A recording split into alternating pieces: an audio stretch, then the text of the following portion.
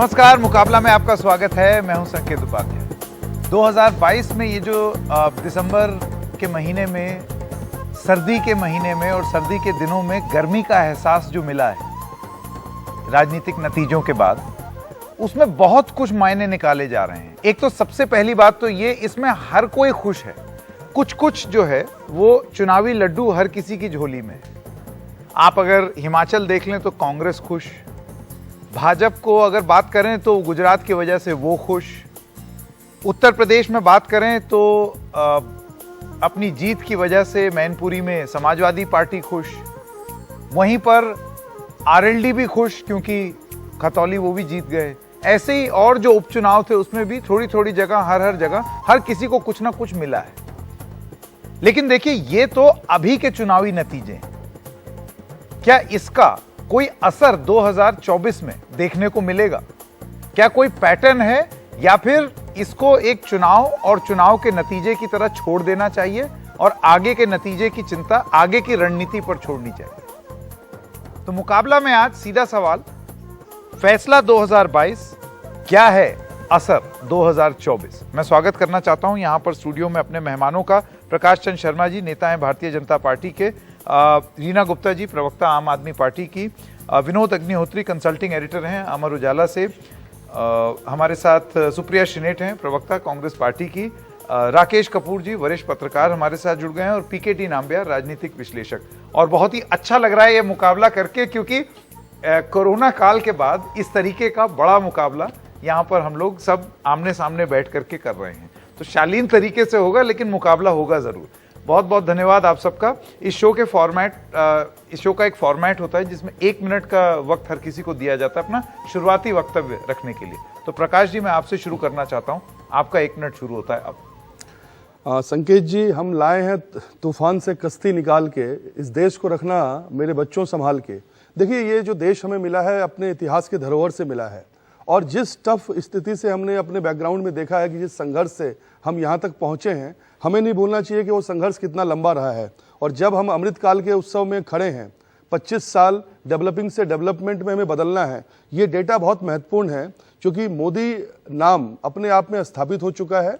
आप बेशक कहें गुजरात, हिमाचल और दिल्ली, बट तीनों जगह बीजेपी ने कंसिस्टेंस परफॉर्मेंस किया है, और ये लगातार कर रहे हैं। ये वोट डेवलपमेंट के नाम पे है, डेवलपमेंट की राजनीति के नाम पे है। ये समय है इतिहास में कुछ ऐसा करने का कि पूरी विश्व हम पे नाच करे, पूरा विश्व हम पे गर्व करे। जब कोविड के बाद और वर्ल्ड वॉर 3 की आगाज के आसपास हम खड़े हैं, ये हमारे लिए बड़ा इंपॉर्टेंट हो जाता है कि हम आपस में मिलकर देश को उन्नत बनाएं, उन्नतशील बनाएं। जी बिल्कुल। अब रीना जी, आपका 1 मिनट। देखिए, 2022 के जो नतीजे हैं उनका सबसे पहला संदेश तो ये है कि आम आदमी पार्टी जैसी एक छोटी और गरीब पार्टी ने भारतीय जनता पार्टी जैसी दुनिया की सबसे बड़ी और सबसे गरीब पार्टी को दिल्ली एमसीडी में हराया, पहली बात। दूसरी बात, गुजरात जिसको कि मोदी जी और अमित शाह जी का गढ़ माना जाता है, गुजरात में हमें 40 लाख गुजरातियों ने वोट दिया।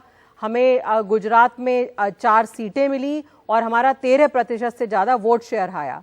हिमाचल में जहां हमारा प्रदर्शन अच्छा नहीं रहा, लेकिन चाहे हिमाचल हो चाहे गुजरात हो, दोनों जगह हमने एजेंडा सेट किया। हमने जो शिक्षा की बात करी और जो हमने अस्पतालों की बात करी, वो दोनों ट्रेडिशनल पार्टीज को अपने मैनिफेस्टो में डालनी पड़ी।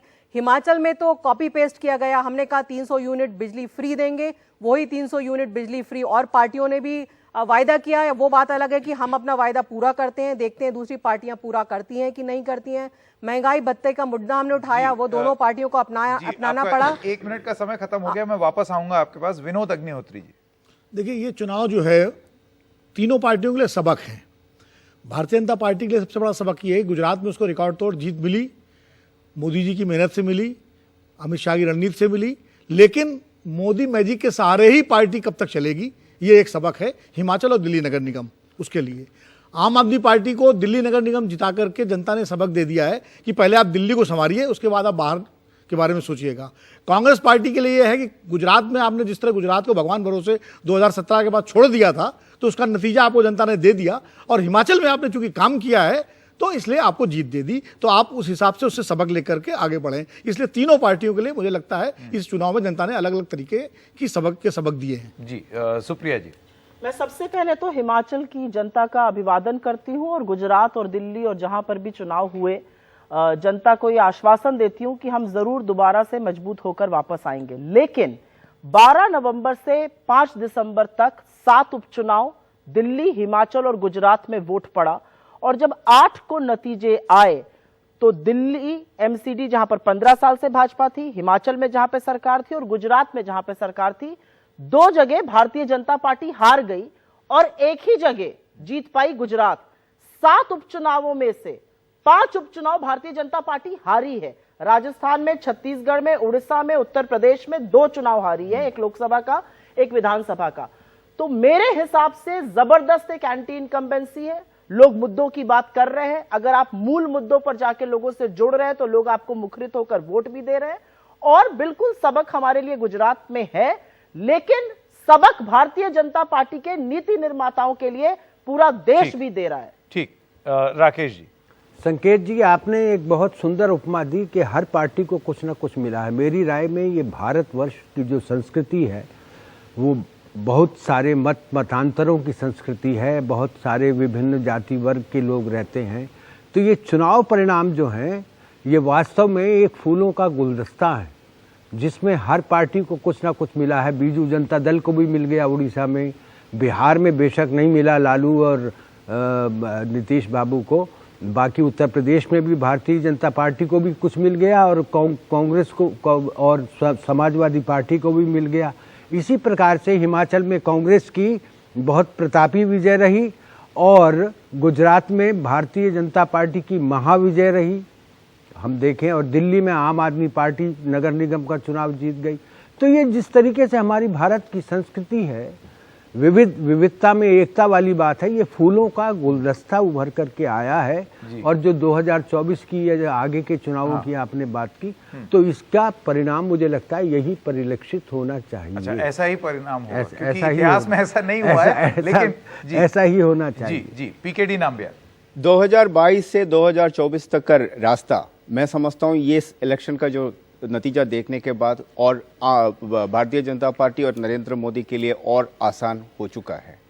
देश बढ़ रहा है, देश बदल चुका है, एंड ये बदला हुआ देश का जो प्रोग्रेसिव एक कंट्री के तौर पे जो भारत विश्व में उभर कर जिस तरह से आया हुआ है, उसमें नरेंद्र मोदी जी का जो leadership, from a national leader to a global leadership, उसको एक बार और एक तरह से जिस तरह का गुजरात में और इवन हिमाचल में और दिल्ली में भी जो vote percentage Bharatiya Janata party को मिला हुआ है, मैं समझता हूं कि अनडिस्प्यूटेड, अनपैरेलल काइंड ऑफ एक पॉलिटिकल ब्रांड और एक पॉलिटिकल नेता बनकर 2024 के लिए पूरी तरह से भारतीय जनता पार्टी और मैं समझता हूं पूरे देश भी रेडी हो गया कि आने वाला टाइम पे भी प्रधानमंत्री नरेंद्र मोदी ही इस देश को चलाएंगे। जी, चलिए, अब सबसे पहले अपना मुकाबला शुरू करने से पहले हम बात करते हैं जो लेटेस्ट एंट्रेंट है, नया एंट्रेंट, क्योंकि अभी वो जब चुनाव के नतीजे आए तब आपने ये घोषणा कर दी और पोस्टर लगा दिया कि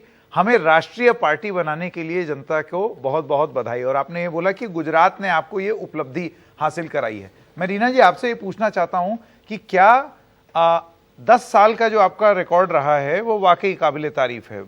आपको ये कहा जाता है कि इंडियन पॉलिटिक्स के आप स्टार्टअप हैं जो कि 10 साल में काफ़ी सक्सेसफुल रहे, लेकिन क्या आपने अपने आप को ज़रूरत से ज़्यादा आंका बहुत सारी जगहों पर? जैसे हिमाचल में आप गए, आपको एकदम एहसास हुआ कि नहीं भाई यहाँ नहीं हो सकता, तो आपने एनर्जी गुजरात में लगाई, वहाँ पर आपने बात की कि बीजेपी 20 से कम हो जाएगी, कांग्रेस ये हो जाएगी, वो हो जाएगी, लेकिन देखिए आप नतीजा क्या आया। ऐसे में आपको लगता है कि आप मिस कैलकुलेट भी करते हैं। दिल्ली की एमसीडी की जीत जरूर हुई, लेकिन अब आपको यह खतरा सता रहा है कि पता नहीं महापौर हमारा हो पाएगा या नहीं। तो क्या आपने अपने आप को कुछ ज्यादा ही आंक लिया है? देखिए संकेत जी, हर पार्टी चुनाव जीतने के लिए ही चुनाव लड़ती है और हमने भरपूर मेहनत से गुजरात और दिल्ली एमसीडी के चुनाव लड़े। हिमाचल प्रदेश में डेफिनेटली मैं आपकी बात से सहमत हूं कि हम उस तरह की ऊर्जा नहीं लगा पाए, क्योंकि ये भारतीय जनता पार्टी का पूरा एक स्ट्रैटेजी था। भारतीय जनता पार्टी जितना आम आदमी पार्टी से डरती है उतना किसी पार्टी से नहीं डरती, क्योंकि भारतीय जनता पार्टी को पता है कि आम आदमी पार्टी भारतीय जनता पार्टी को हरा सकती है। अब भारतीय जनता पार्टी को पता है कि वो कांग्रेस को फिर भी मैनेज कर सकते हैं। वो 27 साल से गुजरात में मैनेज कर रहे हैं कांग्रेस को। लेकिन आम आदमी पार्टी एक ऐसी पार्टी है, they don't know how to deal with Aam Aadmi party. इनकी पूरी लेट मी जस्ट कंप्लीट, उनकी पूरी स्ट्रैटेजी थी दिल्ली एमसीडी का चुनाव पहले असंवैधानिक तरीके से स्थगित किया गया, उसके बाद इन्होंने दिल्ली का और गुजरात का चुनाव एक समय में रखा। इनको पता था कि छोटी पार्टी है, रिसोर्सेज डिवाइड होंगे, तो ये उनकी स्ट्रैटेजी थी। तीसरा, जो हमारे हिमाचल प्रदेश के जो हमारे प्रभारी थे, उनको एक गलत मुकदमे में अभी तक फंसा के अंदर रखा है, उनकी जमानत नहीं हो पा रही है। जब जज ने पूछा कि इनकी जमानत क्यों नहीं होनी चाहिए, तो इन्होंने जज बदला। एक सेकंड, आपने जो मुख्य मुद्दा जो यहाँ पर उठाया है वो दो हैं, एक सवाल बीजेपी से, एक कांग्रेस से। बीजेपी के लिए उनका ये कहना है कि आपसे वो मैनेज नहीं होते और इस वजह से आप डर जाते हैं, तो फिर आप चाहते हैं कि उनको उलझा दें, कुछ एक आधा स्कैम निकाल दें। आप कैसे जवाब दें? संकेत जी, प्रत्यक्षम किम प्रमाणम, इनके मंत्री जो भ्रष्टाचार के आरोपी हैं, चीजें कोर्ट में गए हैं, हर जगह गए हैं। इनका मतलब है कि देश में डेमोक्रेसी नहीं है, देश में सिस्टम नहीं चल रहा है। और यही सत्य के प्रतिमूर्ति हैं, यही अपने हिसाब से स्वामीनारायण है कि इन्होंने जो है कह दिया सत्य है, पब्लिक के सामने है। प्रत्यक्षम किम प्रमाणम, दिल्ली में दंगे हुए, पहली बार दंगे हुए, इसके पहले कांग्रेस भी रूल का किया और इनका पार्षद उसमें गिरफ्तार हुआ, वो चार्जशीटेड है। कंसर्न ये है कि झूठ की राजनीति ये कब तक करेंगे। डेवलपमेंट की राजनीति करना अलग बात है। ये गुजरात में गए, इनकी 128 सीटों में जमानत जब्त हो चुकी है। उसके बाद जुड़ा मैं आपसे सवाल पूछना चाहता हूं। आप ये बताइए कि गुजरात की कैंपेन मैंने कवर की और मैंने गुजरात में एक चीज देखी कि भारतीय जनता पार्टी ने बिल्कुल जिसे कहते हैं ना राइट ऑफ कर दिया आम आदमी पार्टी को कि हम डिबेट में नहीं बैठेंगे, हम साथ में नहीं बैठेंगे, हम इनके बारे में चर्चा नहीं करेंगे। लेकिन जैसे ही नतीजे आए उसके बाद अगर आप जेपी नड्डा का भाषण सुने या भारतीय जनता पार्टी की तरफ से अब जो मैसेजिंग हो रही है, ऐसे लग रहा है कि आपकी सबसे बड़ी चुनौती या जिस पर आपको एकदम जवाब देना बहुत जरूरी है वो आम आदमी पार्टी है। नहीं, ऐसा नहीं है। देखिए क्या है कि जब हम डेटा को एनालाइज करते हैं, चुनाव परिणामों को एनालाइज करते हैं, तो ठीक है, इन्होंने 12% वोट लिए हैं। अगर आप देखें हिमाचल के वोट शेयर में हमारा कांग्रेस से बहुत कम वोट परसेंटेज है और हमने लगातार एमसीडी में अगर 62 यहाँ पे विधायक थे, ये यहाँ पे लोकल रूल कर रहे हैं और वाइप आउट करने की बात थी, कहाँ वाइप आउट कर पाई है। बीजेपी बिल्कुल टक्कर में है, बिल्कुल नेक टू नेक मुकाबला है, 20-30 सीटों का मुकाबला, बहुत कम अंतर है।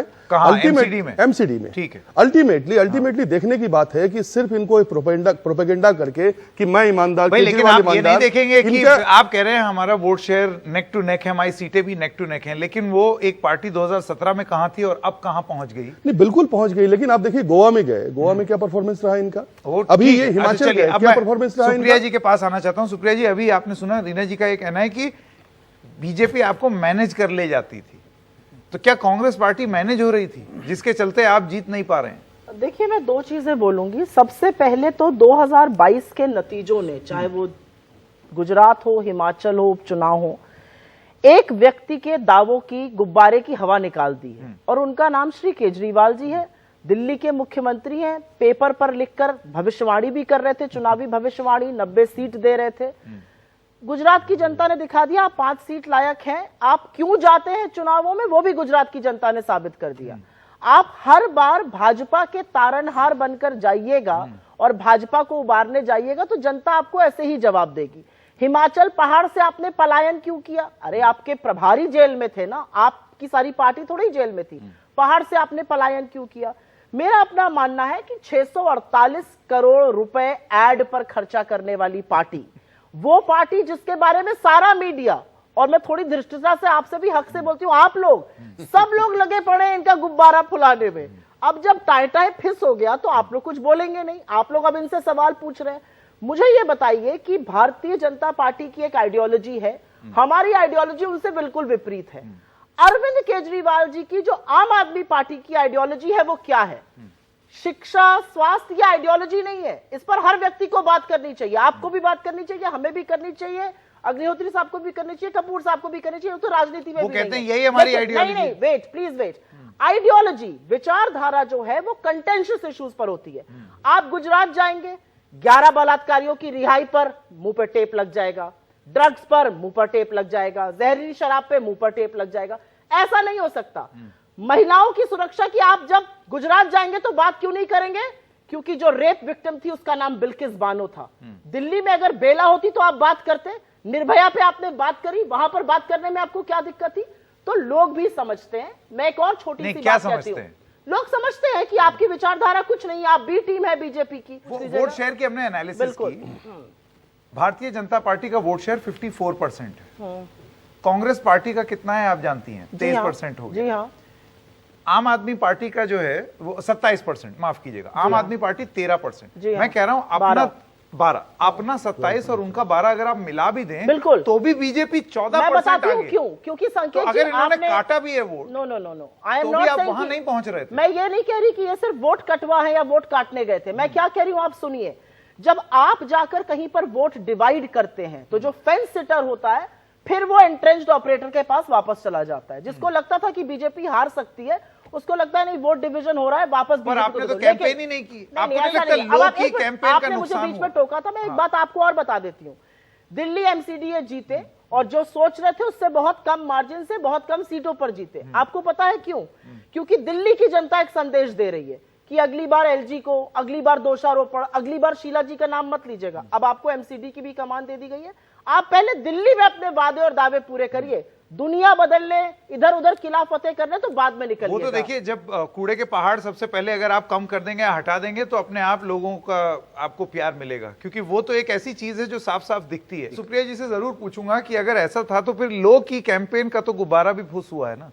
कांग्रेस पार्टी का ये कहना, हाँ, कांग्रेस पार्टी का ये कहना कि हम लोग की कैंपेन, लोग तो फिर रिजल्ट भी लोग की ही आया। नहीं, मैं आपको जवाब दे सकती हूँ। देखिए, अगर आप आज सवेरे के अखबार पढ़िए या आपने जो टीवी चैनल्स का डिबेट देखा तो आपको लगेगा कि इस देश में सिर्फ एक ही चुनाव हुआ, गुजरात का। इस देश में चुनाव एमसीडी का भी हुआ, हिमाचल का भी हुआ, 7 उपचुनाव भी हुए, जिसके बारे में कोई चर्चा नहीं, क्योंकि बीजेपी वहां पर बुरी तरह से शिकस्त हुई है। मैं आपसे एक बात कहती हूँ, और मैं बिल्कुल ये मानती हूँ, मैं ये स्वीकारती हूँ कि हाँ, हमने गुजरात में कोताही करी और उसका नतीजा हमें भुगतना पड़ा। क्यों? और मैं बहुत ईमानदारी से आपको एक बात और भी बताती हूँ कि हमें बिल्कुल नई सोच, नई परिकल्पना, एक री इमेजिनेशन के साथ अब गुजरात को देखना पड़ेगा। मैं आपको यह वादा करके जा सकती हूँ इस शो से कि हम वो करेंगे। ठीक है, पीकेडी नाम्बी और उसके बाद विनोद। सबसे पहली बात, एक चीज तो तय हो गया है कि दोनों कांग्रेस और आम आदमी पार्टी बी टीम, उसमें से कौन होगा उसके लिए लड़ाई कर रहा है। ये टीम तो फिक्स्ड है, that is Bharatiya Janata party. इसका मतलब ये है कि ये is fully ready and there is nobody is even aiming to be the A बनने के लिए कोई कोशिश ही नहीं कर रहा। दोनों एक दूसरे को बोल रहे कि ये बी टीम है, ये बी टीम है। तो मुझे लगता है कि राजनीति में हमारे जैसे बहुत बड़े देश के अंदर हर एक ऑपोजिशन पार्टी अच्छा होना बहुत जरूरी है। आम आदमी पार्टी का जिस तरह का जो राजनीति है, फेक नैरेटिव से पूरी तरह से भरा हुआ है। चाहे दिल्ली का डेवलपमेंट हो, हम दिल्ली में बैठा हुआ है, हम रीना जी को लेके अभी जा सकते हैं कहीं पे भी। दिल्ली के अंदर आम आदमी पार्टी का 8 साल का कार्यकाल में कितने ज्यादा और स्लम्स आ चुका है नया। एक तरह से अगर आप देखोगे तो आप इधर से जब स्टूडियो से आप बाहर निकलकर देखोगे तो आपको दिख जाएगा।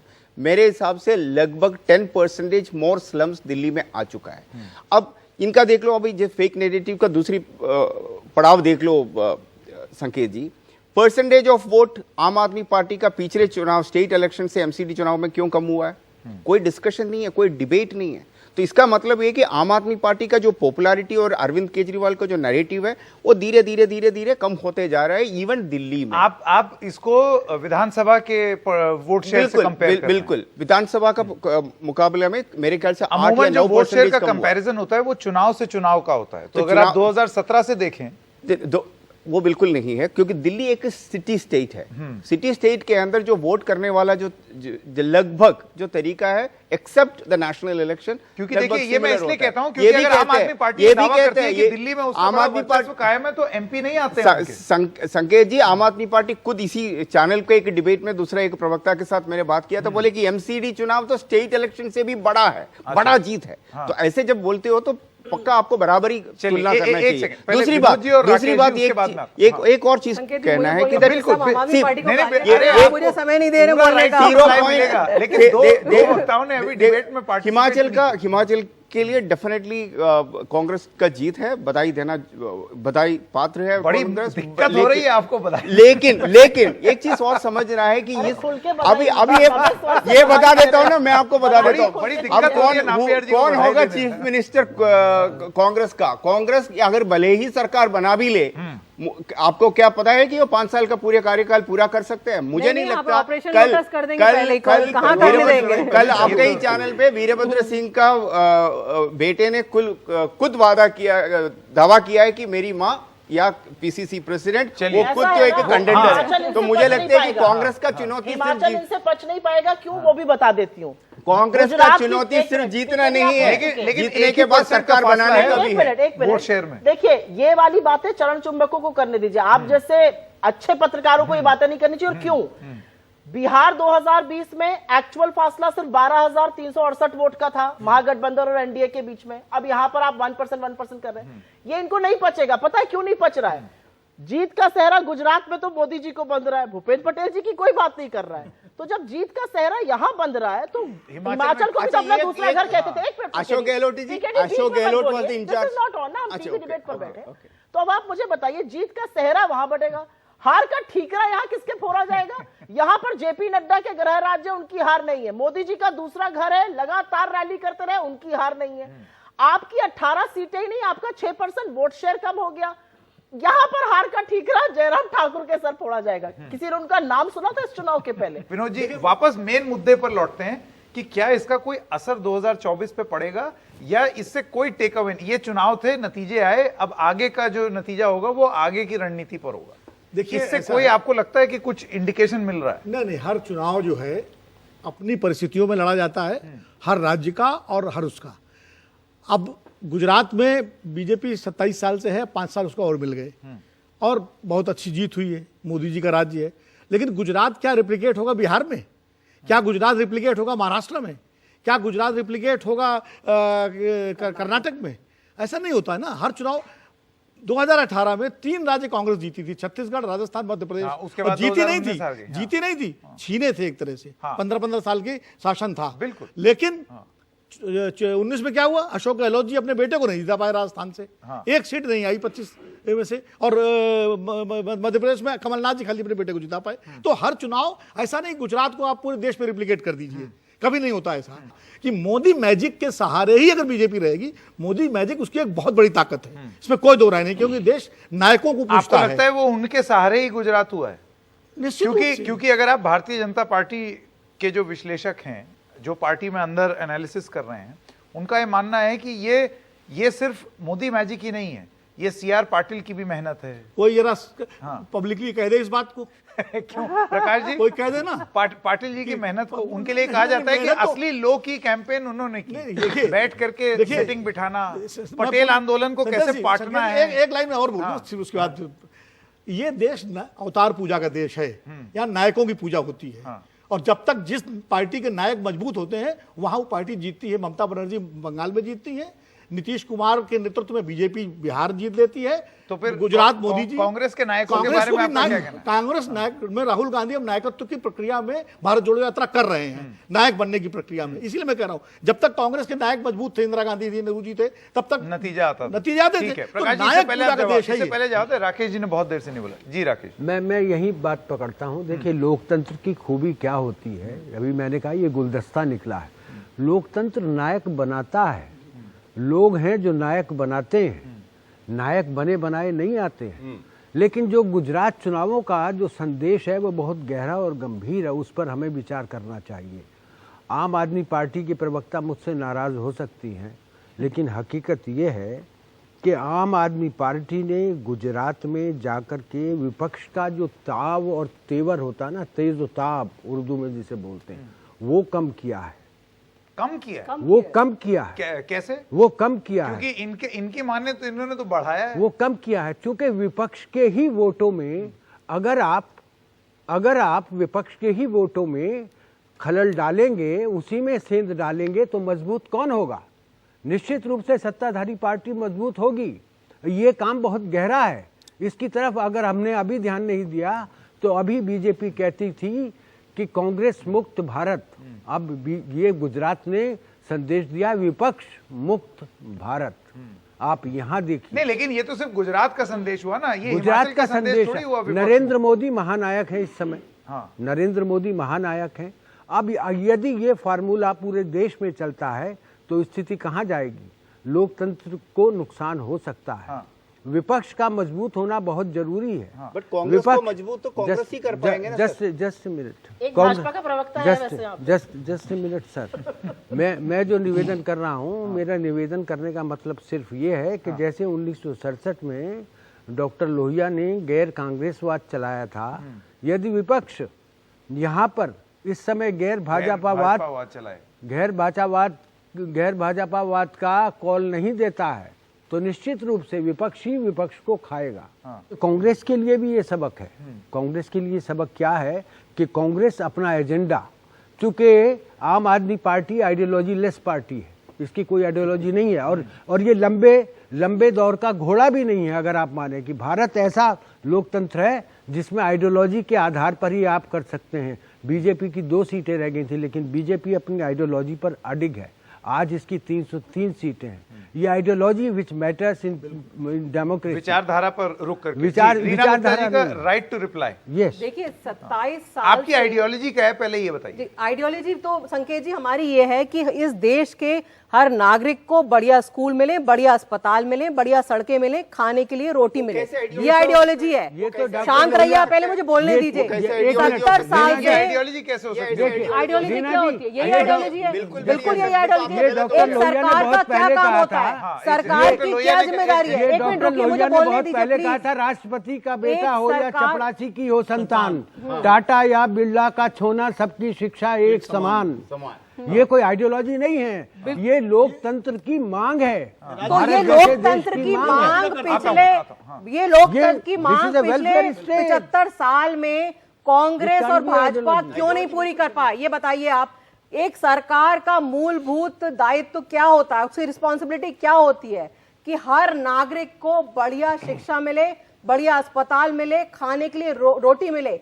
50% देश आज भी नहीं, चलिए, तो आपने बोला कि आपने बोला हमारी यही आइडियोलॉजी है। आपकी आइडियोलॉजी है शिक्षा, स्वास्थ्य। नहीं, आप अपने आप को मुख्य आखिरी विपक्षी दल की तरह आखिरी- देखने लगी हैं आखिरी क्या? बात, अगर वोट काटने की बात है तो कांग्रेस दिल्ली में क्यों चुनाव लड़ती है? क्यों वोट काटती है वो आम आदमी पार्टी के? कांग्रेस दिल्ली में चुनाव चलिए, लड़ना राइट टू बंद कर रिप्लाई ले दे। लें। बताइए, ये एमसीडी के चुनाव में कांग्रेस का हाल ऐसे ही था। जो आप गुजरात में उन पर आरोप लगा रही हैं, वो पलट करके अब यही आरोप एमसीडी में आप पर लगा नहीं, कुछ बहुत हास्यास्पद बातें कही गई, तो पहले उस पर जवाब दे देती हूँ। ये देश केजरीवाल जी के मुख्यमंत्री बनने के बाद आजाद नहीं हुआ था, और यहाँ पर शिक्षा और स्वास्थ्य की बात बीच में मत बोलिए, बीच में मत बोलिए। आपके बीच में कोई नहीं बोला था, थोड़ी शालीनता आप भी दिखाइए। आपके बीच में मैं नहीं बोली थी, जो बोला था उसके बीच में बोलिएगा, मेरे बीच में मत बोलिए, नहीं तो फिर अगली बार बोलने नहीं दूंगी। आपने चुनाव लड़ा, हमने भी चुनाव लड़ा, कहीं पर आप जीते एमसीडी में, कहीं पर हम जीते। हम तो ये नहीं कहते डिवाइन राइट टू रूल हमारा है या डिवाइन राइट टू कॉन्टेस्ट हमारा है, लेकिन हाँ, हम ये जरूर पॉइंट आउट करेंगे कि चाहे गोवा हो, चाहे उत्तराखंड हो, चाहे गुजरात हो, चाहे हिमाचल हो, आप जाकर फायदा किसका पहुंचाते हैं ये देश पूछेगा। और ये देश केजरीवाल जी के आने के बाद से शिक्षा और स्वास्थ्य की बात नहीं कर रहा है, 1947 से कर रहा है, जब आपका वजूद ही नहीं था, अस्तित्व ही नहीं था। एक बात मैं और बोलना चाहती हूं, आम आदमी पार्टी की पोल कैसे खुलती है? यहां पर कहते हैं शिक्षा और स्वास्थ्य हमारी आइडियोलॉजी है। जी नहीं, that is par for the course. उसकी बात हर भारतवासी को करनी चाहिए। आइडियोलॉजी होती है कंटेंशियस इश्यूज पर। आइडियोलॉजी होती है कि जब दिल्ली का मुख्यमंत्री यहां पर दंगे होते हैं तो मुंह में दही जमा लेता है। आइडियोलॉजी होती है जब बिल्किस बानो के रेपिस्ट रिहा होते हैं तो आप एक शब्द नहीं बोलती है। आइडियोलॉजी होती है जब बुलडोजर चलता है दिल्ली में तो दिल्ली का मुख्यमंत्री एक शब्द नहीं बोलता है। कांग्रेसी जो अपने आप को मुसलमानों का हितैषी बनते हम फिरते हिंदू और हैं। मुसलमान एक दोनों मिनट हैं। आप आइडियोलॉजी की बात कर रहे थे। आप किसी के आप नहीं हैं। आइडियोलॉजी की बात कर रहे आपने थे। मुझे एक बार आप interrupt मुझे किया ये था, तो मैंने बताइए, कहा, आपको आप कर ये दूंगा। बताइए, अगर यही सच है तो आप आईएसएफ, एआईयूडीएफ जैसी पार्टियों के साथ आप क्यों अपना वो करते हैं? आप क्यों उनके साथ समझौता करते हैं? उनके साथ मिलकर आप क्यों चुनाव लड़ते हैं? पहली बात। दूसरी बात, अगर इस देश में मुसलमानों का बुरा हाल है तो उसके लिए बिल्किस पर आप क्यों नहीं बोली? बिल्किस बानो पे मैं खुद बोली, हमारे बिल्कुल नहीं बहुत बोले। नेता बोले। एक दिखाइए अरविंद केजरीवाल जी अरे के वक्तव्य। हमारे एक बहुत नेता दिखाइए। बोले। चुनौती देती हूं मैं आप आपको। बताइए कि अरविंद आप केजरीवाल बताइए जी का एक सुनिए तो वक्तव्य, सही। एक ट्वीट दिखाइए। शालीनता से अगर डिबेट हिम्मत करिए, हो तो। आप शालीनता से अगर डिबेट करिए। हिम्मत है तो दिखाइए एक ट्वीट। अभी नहीं अभी दिखा जब पाएंगे। अहमदाबाद में नहीं वहां दिखा के पाएंगे। शाही इमाम ने बोला कि औरतों को चुनाव नहीं लड़ना चाहिए, सुप्रिया जी बोली, राहुल गांधी बोले, बताइए कौन बोला? जो इस देश में मुस्लिम महिलाओं की बुरी हालत है, शाहबानो केस में, उसके लिए कौन जिम्मेदार है? ये जिम्मेदार है मुसलमानों की इस देश में जो बुरी हालत है। अच्छा, मैं एक सवाल में आपसे, अब आप जिस फुर्ती से मुस्लिमों के बारे में बात कर रही हैं, मैंने चुनाव जब तक नतीजे नहीं आ गए थे तब तक आम आदमी पार्टी की तरफ से ये फुर्ती नहीं देखी थी। नहीं, देखिए संकेत जी, हम जो बात और यही सवाल उठाया जी जी, अरविंद केजरीवाल जब स्कूल बनाते हैं उसमें मुसलमान भी पढ़ता है, हिंदू भी पढ़ता है। कांग्रेस ने इस देश में 50-60 साल रूल किया है, कंप्लीट करने दीजिए, 50-60 रूल किया है। इस देश में इतनी बुरी हालत जो है वो इसी वजह से हुई है। अगर इन्होंने स्कूल बनवाए होते, अगर इन्होंने अस्पताल बनवाए होते, आगे बढ़ते हैं, आज की तारीख में स्कूल अस्पताल होते। ऐसे बहस नहीं हो सकती, ऐसे नहीं हो सकती, प्लीज, इस चैनल में नहीं हो सकती। एक एक करके प्लीज। प्रकाश जी, मैं आपके पास आना चाहता हूं। आप मानेंगे कि 2024 में एक डिसरप्टर की भूमिका आम आदमी पार्टी निभाएगी? जो आप उनको सीरियसली लेंगे या नहीं, ये बताइए पहले। संकेत जी, अभी हाल में चुनाव हुए और डिबेट के सामने पूरी जनता देख रही है, सबको मालूम है कि सोचता था कि ये कितने मासूम थे। मैं कांग्रेस और आम आदमी दोनों के लिए कहूंगा कि क्या से क्या हो गए देखते देखते। अभी पूरे मुद्दे पे हम बात कर रहे हैं 22 के चुनाव की और 24 के चुनाव की। इनको डेवलपमेंट पे बात नहीं करनी है, इनको डेटा पे बात नहीं करनी है, इनको फ्यूचर पे बात नहीं करनी है, इनको बात करनी है अपनी परिवारवाद पे, इनको बात करनी है अपनी लेगेसी पे। गुजरात में आपने भी औकात और रावण पे बात नहीं, बात अलग है, मैं भी बताता हूँ। जैसे बिहार की बात कर रही थी सुप्रिया जी, इन्होंने जेडीयू के साथ मिलके, आरजेडी के साथ मिलके इन्होंने अलायंस में चुनाव लड़ा, उसके बाद हार गई। जनता का मूड किसके साथ है प्रत्येक सबके सामने है। हम उस पे बात हम क्यों नहीं कर रहे हैं? हम डिबेट को ऐसी गंदगी की तरफ ले जा रहे हैं जिसका कोई ना भूतो ना भविष्य थी। हम कहां खड़े हैं, किस परिस्थिति में खड़े हैं, उसकी हम बात नहीं कर रहे। और दूसरी बात आपसे मैं कहना चाहूंगा कि there is a phrase in English कि follow the process not the individual. But आज की डेट में फ्रेज अपने आप में डिक्लाइन हो गया है कि मोदी प्रोसेस बन चुका है। मोदी प्रोसेस बन चुका है डेवलपमेंट का, मोदी प्रोसेस बन चुका है समन्वय का। बात आप कॉन्ट्रडिक्ट कर रहे हैं। नहीं, मैं कंट्राडिक्ट नहीं कर रहा हूं, मैं कंट्राडिक्ट नहीं कर रहा हूं। हाँ बिल्कुल, पहले राकेश जी और 30 सेकंड के लिए भाजपा पे बोलना। सीआर पाटिल की मेहनत की बात नहीं की। मैं बिल्कुल करूंगा, मैं बिल्कुल करूंगा। एक टीम है, प्रकाश जी, सीआर पाटिल को क्रेडिट देंगे? नहीं, बिल्कुल देंगे, ऐसा है, मैं बिल्कुल दूंगा, मैं बिल्कुल खुल के दूंगा। पार्टियां देंगी, लेकिन चुनाव जो है आप इतना थम्पिंग मेजॉरिटी सीआर पाटिल में से मिली है क्या? ऐसा नहीं, मोदी जी को मिली, बिल्कुल मिली है। मोदी एक विचारधारा है, लोगों का एक्सेप्टेंस है। आज डेवलपमेंट के नाम पे 27 साल से आज यहाँ एंटी इनकम्पेंसी नहीं आ पाई। कांग्रेस ने अच्छी मेहनत की। मैं क्रिटिसिज्म में, मैं एक मिनट के लिए अलाउ करें, काफी बोला आप लोगों ने, काफी झगड़ा भी है, बट कहने की बात है। अरे मैडम, मैं तो सुन रहा था, हम तो सुनने की भूमिका में है। और कल हमारे प्रधानमंत्री ने कहा है कि हम सुनने को तैयार हैं, आपकी गालियां लेने के लिए हम फिर तैयार हैं, लेकिन डेवलपमेंट की जहां बात होगी हम साथ हैं। मैं बस एक 30 सेकंड की बात कहना चाहती हूँ। एक तो प्रधानमंत्री को 8.5 साल हो गए, विक्टिमहुड खेलना बंद कर देना चाहिए। देश के चुने हुए प्रधानमंत्री आप अपने पद की गरिमा के अनुसार बात करिए, लेकिन चलिए वो अपेक्षा करना गलत है। मैं एक छोटी सी बात कहती हूँ, 27 साल बाद और बिल्कुल प्रचंड बहुमत मिला है, उसकी बधाई हो। और हम we were all caught napping, हमने बिल्कुल सही नहीं किया गुजरात में, और उसकी सजा गुजरात ने हमें दी। किसने सेंध लगाई, क्या सेंध लगाई, उसके बारे में भी हमें कुछ करना चाहिए था। लेकिन मैं एक बात आपसे कहती हूँ, 27 साल बाद गुजरात में आज भी 40 लाख लोग बेरोजगार हैं। 27 साल बाद 22 पेपर लीक गुजरात में अभी भी हुए हैं। 27 साल बाद 1.5 लाख परिवार अभी भी गरीबी सीमा रेखा के नीचे है।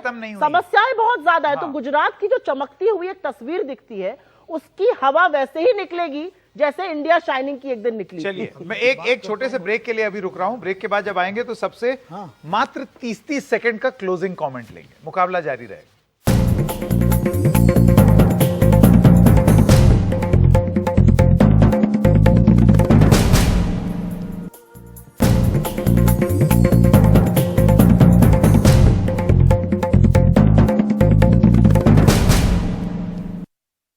तो मुकाबला में आपका फिर से स्वागत है। मेरी गुजारिश रहेगी नामबियार जी, आपसे शुरू करते हैं, क्लोजिंग कमेंट्स लेते हैं, 30 सेकंड प्लीज। मुझे लगता है कि एक ऑपोजिशन पार्टी की बहुत सख्त जरूरत है, नेशनल ऑपोजिशन पार्टी का। जैसे प्रधानमंत्री ने काफी बार, इवन नितिन गडकरी जी, अलग अलग लोगों ने बोले, एक शक्तिशील बहुत एक्टिव ऑपोजिशन पार्टी की जरूरत है।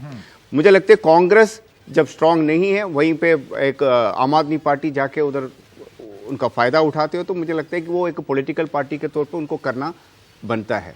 लेकिन फेक नैरेटिव, जैसे सुप्रिया जी ने जो बोला था, मैं बिल्कुल सहमत हूं, फेक नैरेटिव और बिना आइडियोलॉजी का एक पॉलिटिक्स जो आम आदमी पार्टी जो देश के अंदर रखा हुआ है, जिसका भविष्य बिल्कुल भी नहीं। राकेश जी, राष्ट्रीय राजनीति में आइडियोलॉजी का या विमर्श का या नैरेटिव का बहुत महत्व होता है। हम देख रहे हैं कि विभिन्न राजनीतिक दल आजकल जिस प्रकार से अपना कोई विशिष्ट नैरेटिव खड़ा करने में असमर्थ हो रहे हैं और जनता दिग्भ्रमित हो रही है, वो लोकतंत्र के लिए अच्छा नहीं है। बेहतर ये होगा कि सबसे पहले हम ये तय करें कि हम जिस आइडियोलॉजी पर हैं उसी आइडियोलॉजी पर अडिग रहें और छोटे छोटे मुद्दों पर ना झगड़ें।